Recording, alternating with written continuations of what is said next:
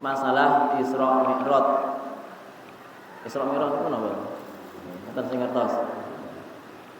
Bapak Ibu jamaah muslim rahimakumullah, pilih bulan Rajab menika wonten salah satunggalipun peristiwa yang bersejarah kagem umat Islam nggih menika peristiwa Isra Mi'raj. Tanggal pinten Bapak Ibu? 27 Rajab. Jeng napa? Besok tanggal pinten?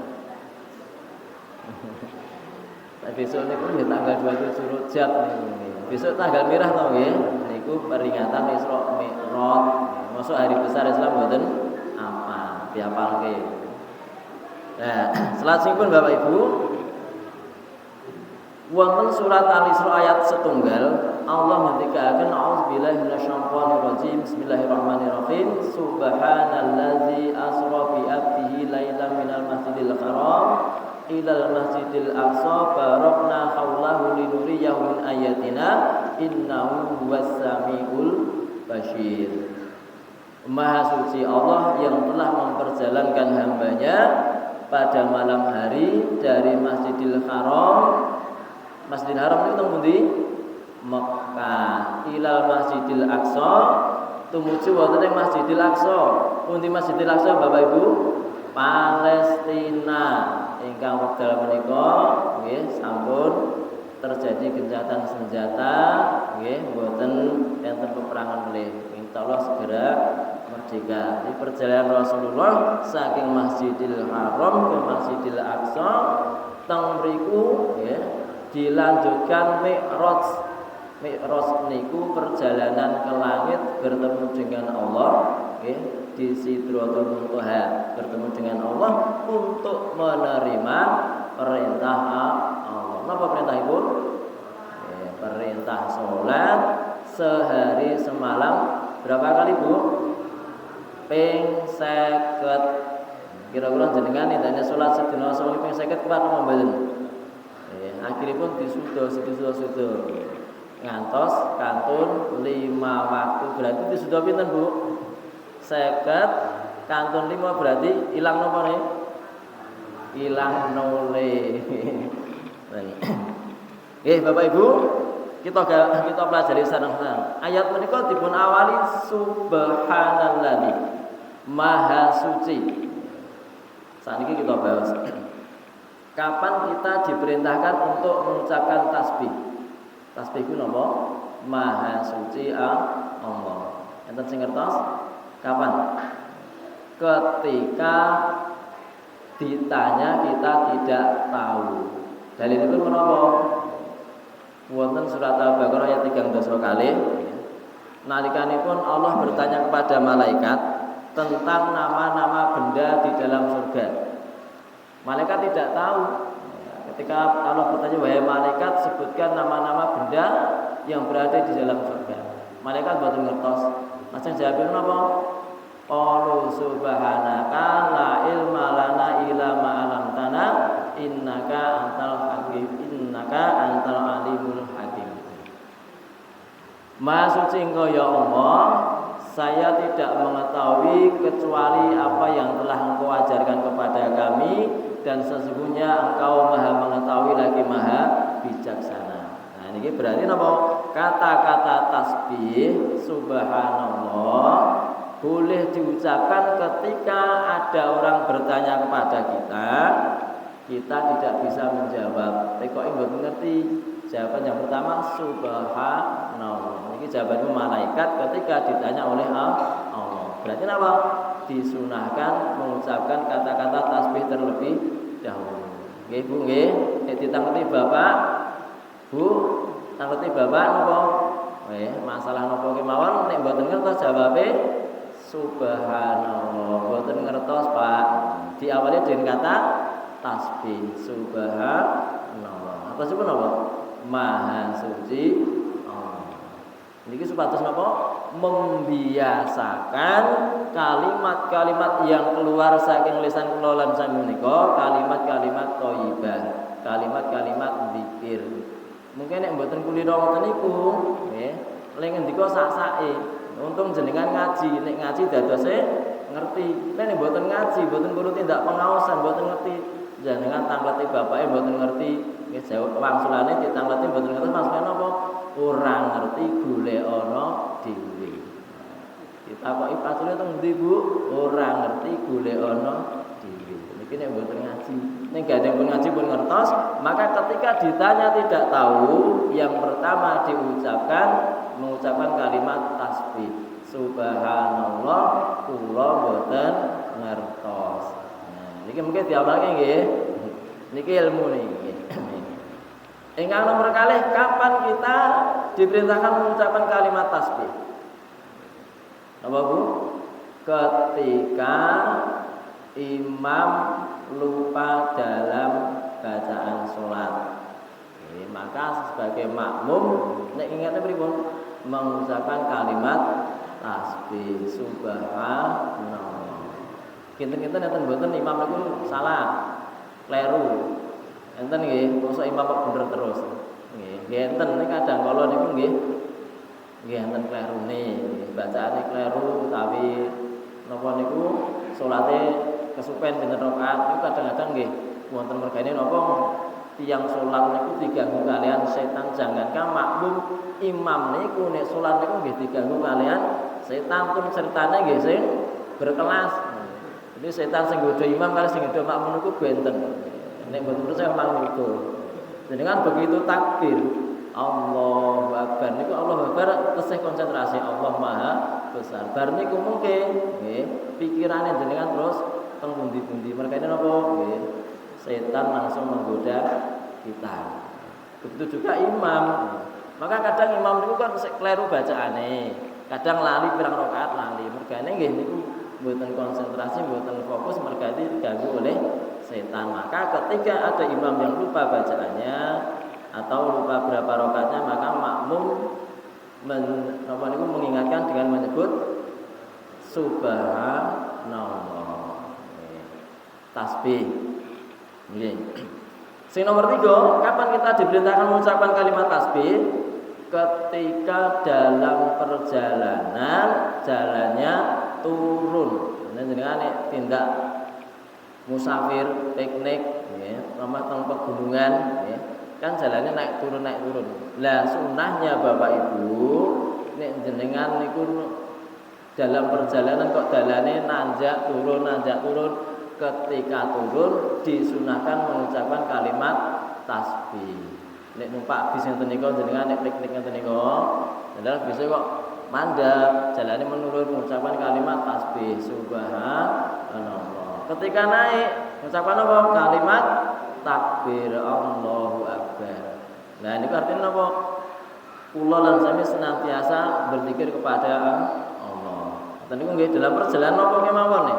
Niku ketika jalan naik turun maka disunahkan mengucapkan kalimat tasbih ketika turun, takbir ketika naik. Nggih numpak kendaraan naik bis jenengan pas piknik napa-napa menika niki disunahne. Ampun lali mungkin piknik numpak bis nggih lali zikire langsung karaoke nih. Ampun ngatos nggih. Ampun dilalekne zikir Jumatan Allah nggih. Nah niki Bapak Ibu antawisipun kula lan sami nggih dipun ingetaken kalian Allah untuk mengucapkan kalimat tasbih.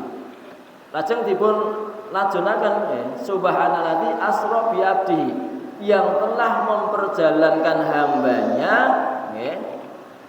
Nah niki Bapak Ibu ingkang kertas kita mangertosi dalam ayat tersebut enten kata-kata abdi, seorang abdi, seorang hamba. Abdi niku harus menapa? Meliputi jasad dan roh. Maksudipun apa? Rasulullah Shallallahu Alaihi Wasallam ketika melaksanakan peristiwa Isra dan Mi'raj niku mboten namung roh, tetapi juga jasadnya. Maka ayatnya subhanalladzi asra bi abdihi. Bukan subhanalladzi asra bi ruhi. Nah, nek roh berarti namung rohnya. Tetapi ketika abdi dikatakan abdi berarti meliputi jasad dan roh. Nah, menapa niki mungkin terjadi apa nggih kontra di antara mereka orang-orang yang tidak beriman. Maka peristiwa Isra Mi'raj ini untuk menguji keimanan umat Islam pada masa para sahabat. Maka ketika Rasulullah SAW mengabarkan pada sahabatnya peristiwa Isra Mi'raj, kemudian orang-orang kafir Quraisy mendengar, ini tokoh-tokoh mereka datangi Abu Bakar, karena sahabat Rasulullah yang paling setia, yang paling mulia adalah Abu Bakar, maka tokoh-tokoh kafir Quraisy mendatanginya. Abu Lahab, Abu Jahal bertanya pada Abu Bakar, "Wahai Abu Bakar, sahabatmu Muhammad tadi malam melakukan perjalanan dari Masjidil Haram ke Masjidil Aqsa, kemudian ke langit beberapa kali. Itu bagaimana menurut pendapatmu?" Jadi tokoh-tokoh kafir Quraisy bertanya kepada Abu Bakar As-Siddiq. Maka apa jawab sahabat Abu Bakar? "Wahai orang-orang Quraisy, seandainya yang diucapkan Muhammad Al-Amin itu lebih daripada itu, maka saya mempercayainya." Nah, makanya Bapak Ibu, sahabat Abu Bakar ini pikantuk gelar As-Siddiq. As-Siddiq apa? Selalu membenarkan perkataan Rasulullah Muhammad sallallahu alaihi wasallam. Nah niki dados Isra Mi'raj iki dados napa niku? Membuktikan keimanan seseorang kepada Allah Subhanahu wa taala. Asra biyadi lailam minal Masjidil Haram minal Masjidil Aqsa barokna haulahu linuriyahu min ayatina. Dados perjalanan malam hari Rasulullah niku dari Mekah ke Palestina ke Masjidil Aqsa, maka Allah mengatakan barokna haulahu, tempat-tempat sekelilingnya, tempat-tempat yang dilewati perjalanan Isra Mi'raj itu adalah tempat-tempat yang diberkahi oleh Allah. Kalau dalam zaman dulu namanya negeri Sam. Negeri Sam niku sakniki meliputi dari 4 negara, Syria, Palestina, Yordania, Lebanon. Jadi itu tempat-tempat yang dilewati oleh Rasulullah SAW ketika melakukan perjalanan Isra Mi'raj dari Mekah, kemudian ke Syria, Yordania, Lebanon, Palestina. Nah, niki tempat-tempat yang diberkahi oleh Allah Subhanahu wa taala. Napa buktipun? Maksudnya diberkahi itu apa? Satu, diberkahi maksudipun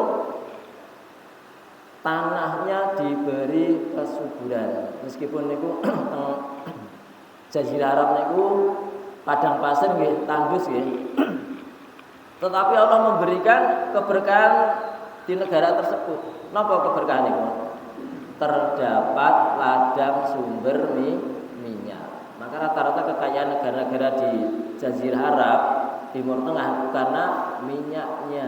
Nah ini tempat yang diberkahi oleh Allah. Lajeng nomor kali maksudipun diberkahi niku napa? Diberkahi niku maksudipun banyak para nabi dan rasul yang berasal dari negeri-negeri tersebut. Dari Mekah, dari Palestina paling kata.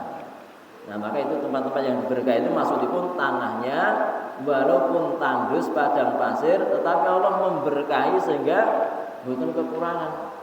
Banyak sumber-sumber minyak di daerah di negara Timur Tengah. Yang kedua, banyak para nabi dan rasul yang dilahirkan oleh Allah dari negeri-negeri Timur Tengah. Nah ini maksudipun tempat-tempat yang diberkahi oleh Allah Subhanahu wa taala. Ma'asyiral muslimin wal muslimat jamaah majelis ilmu rahimakumullah. Ingkang salajengipun pilih hikmah daripada peristiwa Isra Mi'raj menika wau, maka niki untuk napa? Untuk menjadi pelajaran kagem kita sami sebagai umat Islam. Karena napa? Ketika Isra Mi'raj niku, maka malaikat Jibril mengajak Rasulullah untuk bertamasya, berjalan-jalan, melihat keadaan neraka, melihat keadaan surga. Kemudian Rasulullah melihat ada orang yang ketika berjalan tiba-tiba kepalanya dilempar oleh batu, kemudian pecah, kepalanya hancur, berdarah-darah, kemudian utuh lagi. Nah setelah utuh berjalan lagi, kemudian dilempar lagi oleh batu yang besar. Kemudian kepala itu pecah lagi, berdarah-darah. Setelah utuh, kemudian orang itu berjalan lagi. Maka Rasulullah bertanya kepada Jibril, wahai Jibril, itu bagaimana maksudnya? Orang berjalan tiba-tiba ada batu yang dilempar kemudian mengenai kepalanya sampai pecah, dan itu terus-menerus seperti itu, pecah kemudian utuh lagi, jalan lagi, lempar lagi seperti itu. Maka Jibril menjawab, wahai Muhammad, itu gambaran orang-orang yang umatmu besok yang tidak melaksanakan sholat. Nah, ini Bapak Ibu, ya. Niki penting banget ya. Niki gambaran peristiwa Isra Mi'raj sebagai pelajaran. Ada orang yang berjalan kemudian kepalanya dilempar dengan batu sampai pecah, kemudian utuh kembali, berjalan lagi, dilempar lagi sampai pecah, dan itu terus menerus. Ternyata niku gambaran dari umat Rasulullah Muhammad SAW yang ketika hidupnya tidak melaksanakan sholat. Mula pentingnya sholat, yang pentingnya Bapak Ibu. Supados napa teng akhirat kita sambungkan dados tiyang ingkang selamat karena melaksanakan perintah Allah nindakne sholat. Rasulullah Shallallahu Alaihi Wasallam ketika ditanya, ya Rasulullah, ayyul ahadu a'malu ilallah, maka Rasulullah menjawab, as-sholatu ala waktiha. Ya Rasulullah, tunjukkan kepadaku suatu amal yang dicintai oleh Allah. Maka Rasulullah menjawab, as-sholatu ala waktiha, sholat tepat pada waktunya. Ini kita bisa nih Bapak Ibu nggih, ampun bolong salate, ampun telat salate. Wong Islam salat, ning salate kok diundur-undur niku nggih celaka. Mila wonten surat Al-Maun niku Allah ngendikaken fawailul lil musallin, maka celakalah mereka bagi orang-orang yang salat. Kok saged wong salat kok jek cilaka. Atase wong salat wae isih celaka, apa meneh sing mboten salat. Sebabnya napa? Fawailul musallin, maka celakalah orang-orang yang salat.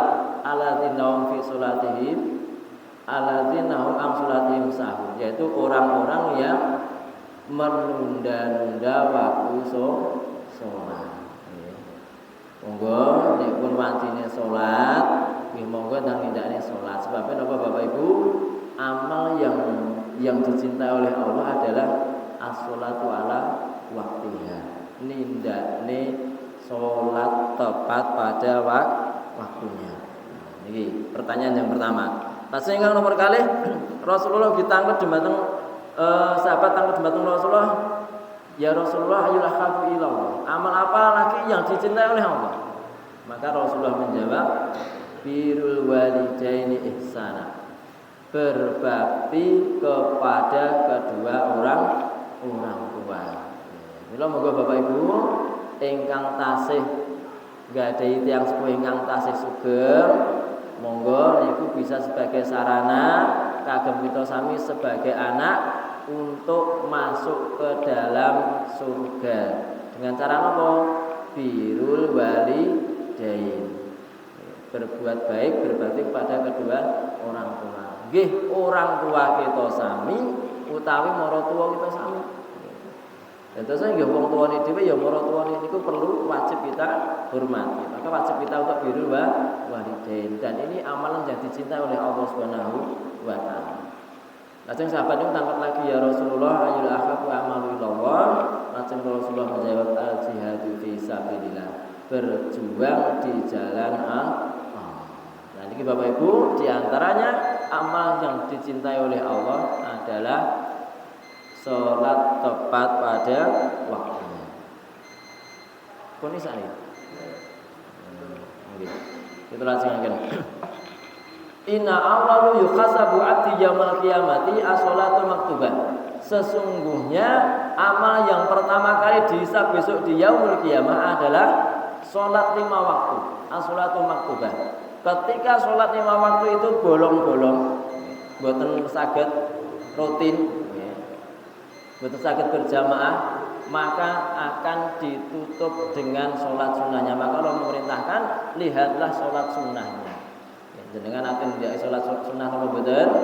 Nek nate ndakne sholat sunnah berarti niku saged nggih nutupi sholat fardu sing bolong niku wau. Maksudnya nggih sing terlambat, sing mboten berjamaah niku bisa ditutupi dengan sholat sunnah. Maka ketika sholat sunnah pun jenengan mboten nate nindakake sholat sunnah. Sholat tahiyatul masjid nggih mboten tekone telat terus.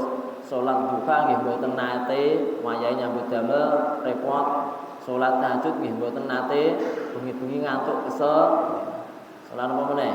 Sholat sunnah. Nah, antara adzan dan iqamat nggih mboten nate mergane teko-teko wis qomat. Sholat sunnah rawatib ya nggih mboten nate. Nah, makanya nek mboten nate nindakane sholat sunnah berarti napa niku nilainya berkurang. Maksudipun apa? Sholat wajib yang mungkin jenengan ketinggalan 1 rakaat, ya, mungkin butuh sempat berjamaah. Niku nek jenengan rutin nindakane sholat sunnah niku saged menutupi ya, kekurangan dalam sholat 5 waktu.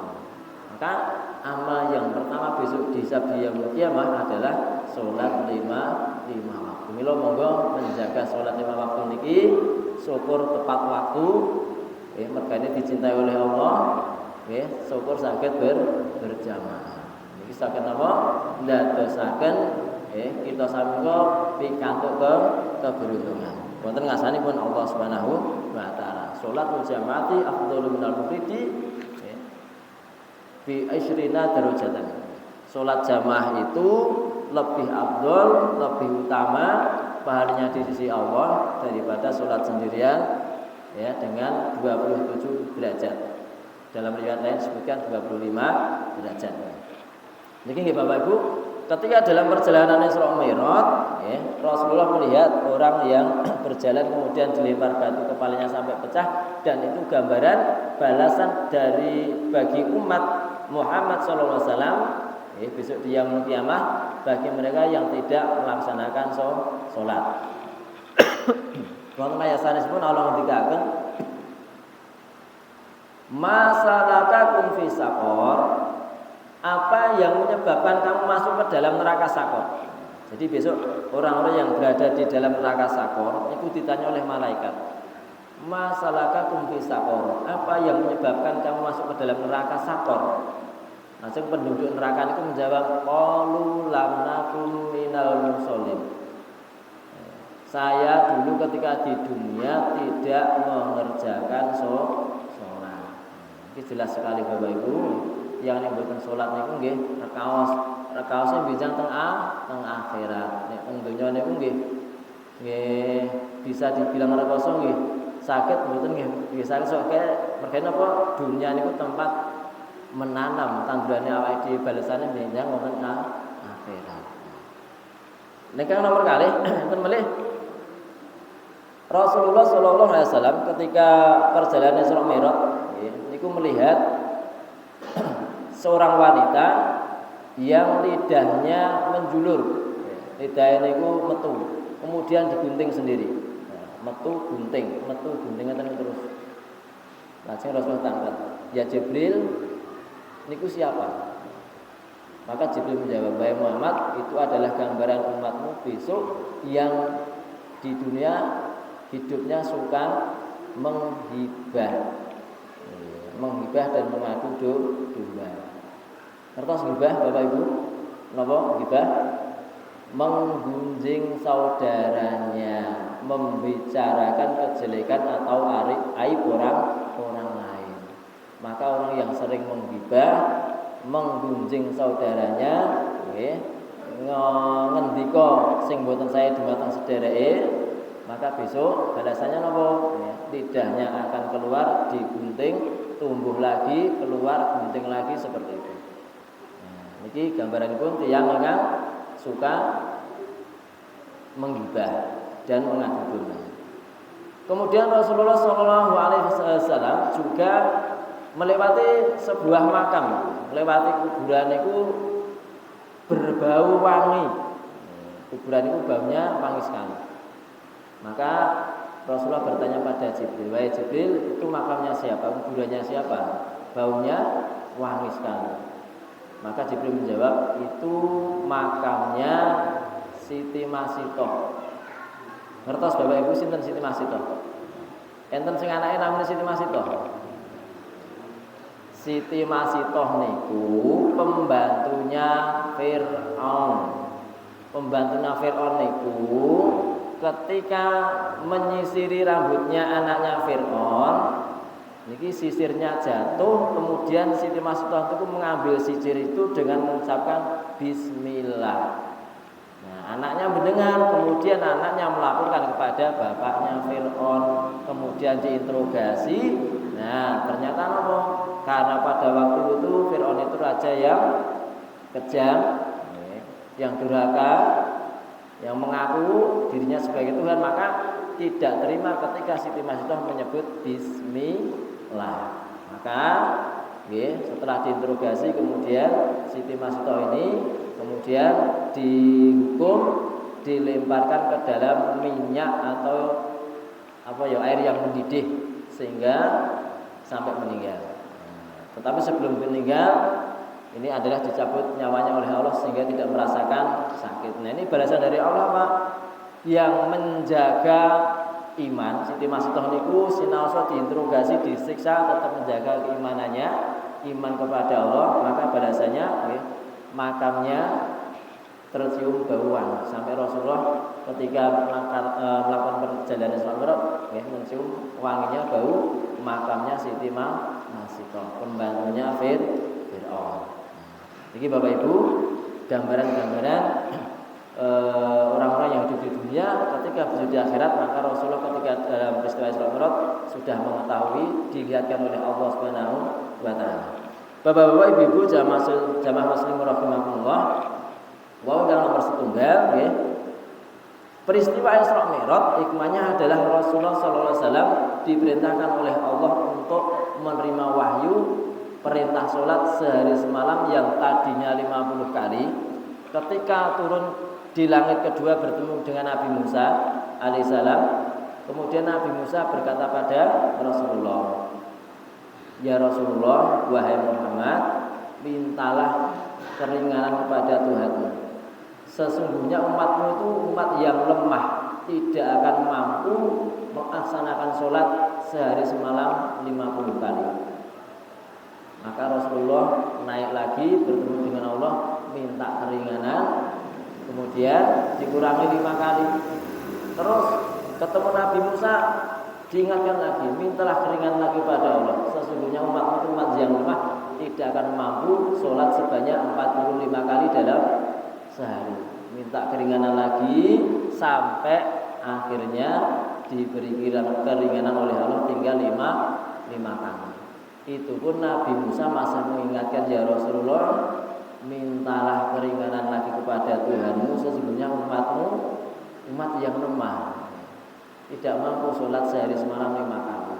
Maka Rasul menjawab, "Wahai Musa, sesungguhnya aku telah malu kepada Rabbku." Bila balik jaluk dispensasi merasa malu. Dan itu pun ternyata Bapak Ibu, bagi kita sebagai umat Islam menjalankan sholat 5 waktu itu pun masih ada di antara kita yang masih keteteran, yang masih ketinggalan, yang masih bolong boten saged tepat waktu, boten saged berjamaah. Niku namung 5 kali napa melih nek sedasa kali. Niki mila Rasulullah sallallahu alaihi wasallam ngendikaken, sinten tiyangipun ingkang saged melaksanakan salat 5 waktu dengan berjamaah, mangsola sholawatil khamsa, barang siapa yang bisa melaksanakan salat 5 waktu ma'al jamaati dengan berjamaah, falahu khamsatun asya'a, maka baginya akan mendapatkan 5 perkara, 5 kebaikan. Napa-napa? Menika napa mawon? Ingkang nomor setunggal, la yusibu fakrun di dunia, tidak akan ditimpakan kefakiran di dunia. Nah, ini keuntungan yang nek saged menjaga salat 5 waktu dengan tepat waktu dengan berjamaah ngendikane Rasulullah, la yusibu fakrun di dunia, tidak akan ditimpakan kefakiran di dunia. Baik itu secara zahir atau secara manafias ataupun apa, tiyang ingkang menindakkan sholat dengan benar, dengan khusyuk, dengan sempurna, maka yang pertama terjadi pada dirinya itu Allah akan merubah pada dirinya bukan dengan materi. Terus nek nanti yang ndika salat seprono sepene ya ora sugih. Memang salat niku mboten marai sugih. Salat niku kan ndekne perintahe Allah. Nek pengen sugih nggih nyambut damel, kerja keras, kerja cerdas. Itu pun nek jatah rezekine sak menten nggih mboten sugih entuke nggih nompone sak menten. Maka yang Allah berikan kepada hambanya ketika melaksanakan sholat dengan benar, yang pertama yang Allah berikan kepada hambanya adalah perubahan sikap pada dirinya untuk semakin bertambah baik. Terus nek jenengan itu saged njaga sholat 5 waktu, mengke yang ada tertanam dalam jiwa kita, yang ada perubahan dalam diri kita, mboten terus dadi wong sugih mboten. Maka Allah akan memberikan karunia kepada kita berupa apa? Bertambahnya kebaikan. Misalnya jenengan sik dhewe sakderenge salat niku jenengan dadi wong sing mboten lomo, mboten patek lomo. Ini adalah bareng salat saged jamaah terus jaga 5 waktu terus dadi wong lomo. Artine napa? Ada perubahan pada dirinya untuk bertambah kebaikannya. Sing biasanya ketemu tangga nggih meneng wae. Bareng wis salat rutin berjamaah ketemu tanggane nggih nyambut. Atusipun nggih urun arum-arum. Sing biasane karo dulur-dulure ya mboten rukun. Mboten karo tunggal mboten rukun. Enten biasanya anggar masalah harta, masalah warisan itu dadene keluarga arep tunggal mboten rukun. Maka ketika sholat berjamaah, maka akan ada perubahan pada dirinya. Kalih keluargane nggih sae, kalih tunggal-tunggale nggih sae, kalih tanggane nggih sae. Artinya apa Bapak Ibu? Yang pertama kali Allah anugerahkan kepada hambanya ketika benar dalam menjalankan sholat adalah perilaku kebaikan, berubah menjadi lebih baik. Ingkang kedah kita mangertosi, jadi bukan bertambah materi, tapi bertambah kebaikan. Ingkang nomor kalih, napa keuntungan orang yang melaksanakan sholat berjamaah dengan 5 waktu dengan berjamaah? Ya Allah Taala anhu azabil qabri. Rasulullah mengatakan mereka akan selamat terhindar dari azab kubur. Selamat dari siksa kubur mereka apa? Pertolongan dari amal kita yang berupa amalan sholat. Amalan sholat bisa menyelamatkan seseorang dari siksa kubur. Dijaga sholat iki. Yang nomor 3, yuto kita bau biyaminihi. Mereka besok di yaumul qiyamah akan menerima catatan amal dengan tangan kanan. Artinya apa Bapak Ibu? Pertanda mendapat atau menjadi orang yang beruntung. Maka besok di yaumul qiyamah ketika terjadi penghisapan, hari penghisapan amal, maka Allah akan memberikan catatan amal. Betul awake dhewe teng dunya iki ajeng mendika napa ajeng amal napa niku dijaga oleh malaikat. Ma yang layang fitu min qaulin ila ladaihi raqibun atidun. Tidak ada sepatah kata pun yang keluar dari lisan kita kecuali ada malaikat yang mengawasinya. Raqib dan atid. Niku mungkin dilaporke dumateng Allah, dicatat. Nah, catatan amal itu besok diberikan kepada kita mungkin teng yaumul qiyamah. Berarti napa nek awake dhewe saged njaga salat 5 waktu berjamaah akan mendapatkan catatan amal dengan tangan kanan. Tandane napa? Beruntung. Ning kosok wangsulipun menawi tiyang menika kala nampi catatan amal dengan tangan kiri, berarti pertanda tiyang niku mboten beruntung, rugi. Iki nggih mendapat buku catatan, menerima buku catatan amal dengan tangan kanan. Nomor sekawan, yamuru ala sirati kal barqil khatib. Tiang ingkang jaga salat 5 waktu tepat waktu dengan berjamaah, maka Allah akan menganugerahkan pada dirinya besok di yaumul qiyamah ketika melewati jembatan Sirat kabarqil khatib, seperti kilat yang menyambar. Ngertos Bapak Ibu, kilat, petir, kecelap. Nah ini juga tergantung amal kita sami. Maka ketika orang besok di yaumul kiamah melewati jembatan Sirat niku kan enten sing selamat dengan cara berlari, enten sing selamat dengan cara berjalan, enten sing selamat dengan cara merangkak, enten sing selamat dengan cara bergelantungan, enten sing selamat dengan pertolongan Allah seperti kilat yang menyambar, jadi melewati seperti yang tadi. Nah ini tergantung amal kita sami wonten ing dunya, terutama nek njagi salat gangsal wekdal dengan berjamaah insyaallah mendapatkan pertolongan dari Allah Subhanahu wa taala. Lalu yang nomor terakhir, nomor gangsal, keuntungan orang yang menjaga salat lima waktu dengan berjamaah adalah yudkhilullahu taala al-jannatu bila hisab wala adab, akan masuk ke surganya Allah tanpa hisab, tanpa azab. Enten yang masuk surga itu dengan dihisab, dengan diazab dulu, karena itu sesuai dengan amal kita. Terus yang lebet surga itu enten sing langsung lebet surga, enten sing langsung singgah dulu di neraka. Makanya napa nggih untuk membersihkan dosa-dosa kita. Nah nek tiyang niku saged nindakne salat berjamaah tepat waktu, maka balasan dari Allah masuk surga tanpa hisab, tanpa azab. Punah ten ya. Nggih, kalau kita kata Bapak Ibu, ingkang kita aturaken mugi-mugi dadosaken wawasan dumateng kita sami sehingga saged kita pendet kesimpulanipun bilih hikmah daripada peristiwa Isra Mi'raj niku perintah salat 5 waktu yang Allah terima dari Allah kemudian untuk disampaikan kepada umatnya diamalkan supaya kita sami menika mendapat keberuntungan menjadi umat Islam yang selamat pikantuk pertolongan saking Allah Subhanahu wa taala. Jagi salatipun mudah-mudahan kita mendapatkan menjadi orang yang beruntung di dunia dan di akhirat.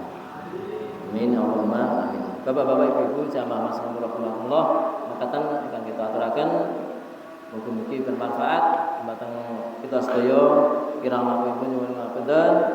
Cekap semanten usi kumanaf sipita wallah. Assalamualaikum warahmatullahi wabarakatuh.